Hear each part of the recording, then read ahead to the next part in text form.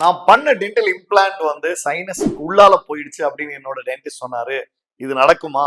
சில டைம்ல வந்து ரொம்ப ரேர் சினாரியோல நடக்கிறதுக்கு சான்ஸ் இருக்கு. எப்பெல்லாம் நடக்கும்னு பாத்தீங்கன்னா, ஒரு ப்ராப்பரா பிளான் பண்ணாத டைம்லயோ, இல்ல வந்து எக்ஸ்பீரியன்ஸ் ஆஃப் த டாக்டர் வந்து கம்மியா இருக்கிறப்போ, இல்ல வந்து ஃபார் சம் ரீசன் இன்ஃபெக்ஷன் ஆகி அந்த சைனஸ் லிஃப்ட் வந்து ஃபெயில் ஆனாலோ, இந்த டென்டல் இம்ப்ளான்ட் வந்து சைனஸ்க்கு உள்ளால போறதுக்கு வாய்ப்புகள் இருக்கு. இது ஒரு சீரியஸ் காம்ப்ளிகேஷன் தான்.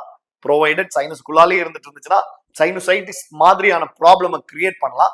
ஸோ அதனால எவ்வளவு ஃபாஸ்டா அதை ரிட்ரீவ் பண்றோமோ அது நல்லது. இதை எப்படி நாங்க ரிட்ரீவ் பண்ணுவோம் அப்படின்னு கேட்டீங்கன்னா, சிம்பிளா ஒரு எக்ஸ்ரே ஃபர்ஸ்ட் எடுத்துப்போம். அந்த சைனஸ்ல அந்த இம்ப்ளான்ட் எந்த இடத்துல இருக்குன்றத தெரிஞ்சுப்போம். ஆனா அது வந்து ஒரு கன்க்ளூசிவ் எவிடன்ஸ் கிடையாது. ஏன்னா ரீசன் என்ன, சைனஸ்குள்ளார ஃப்ரீயா அந்த இம்ப்ளான்ட் எல்லா பக்கமும் மூவ் ஆயிட்டு இருக்கும். ஒவ்வொரு எக்ஸ்ரேலையும் ஒவ்வொரு டிஃப்ரெண்ட் பொசிஷன்ல அது இருந்துட்டு இருக்கும். நான் எப்படி இந்த மாதிரி காம்ப்ளிகேஷனை ஹேண்டில் பண்ணிருக்கேன்னா, கால்ட்வெல் லூக் சர்ஜரின்னு சொல்லுவோம். அதாவது டைரக்ட் சைனஸ் லிஃப்ட் எப்படி நாங்க பண்ணுவோமோ அதே மாதிரி அந்த சைனஸ் ஆக்சஸ் பண்ணி சிம்பிளா ஒரு கிளீன் ஸ்டெரைல் மெட்டல் சக்ஷன் டிப்பை வச்சு அழகா உள்ள இருக்கிற அந்த இம்ப்ளான்ட்டை வெளியில எடுக்கிற மாதிரி இருக்கும்.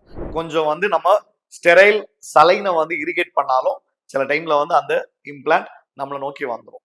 ஸோ இந்த காம்ப்ளிகேஷனை அவாய்ட் பண்ணணும் அப்படின்னா வந்து ஒரு ப்ராப்பர் பிளானிங் பண்ணணும். அந்த பிளானிங் பண்றப்ப எவ்வளவு எலும்பு இருக்கு, அந்த எலும்பு பேஸ் பண்ணி சைனஸ் லிஃப்டிங் பண்ணணும். சைனஸ்க்குள்ளால டென்டல் இம்ப்ளான்ஸ் போறது ஒரு சீரியஸ் காம்ப்ளிகேஷன் தான். ஸோ அந்த மாதிரி உங்களுக்கு நடந்திருக்குன்னா இம்மிடியேட்டா உங்க இம்ப்ளான்டாலஜிஸ்ட கான்டாக்ட் பண்ணுங்க. ஒன்ஸ் அகைன் உங்களுடைய நண்பன் டாக்டர் பிரேம் அலெக்ஸ் லாரன்ஸ்.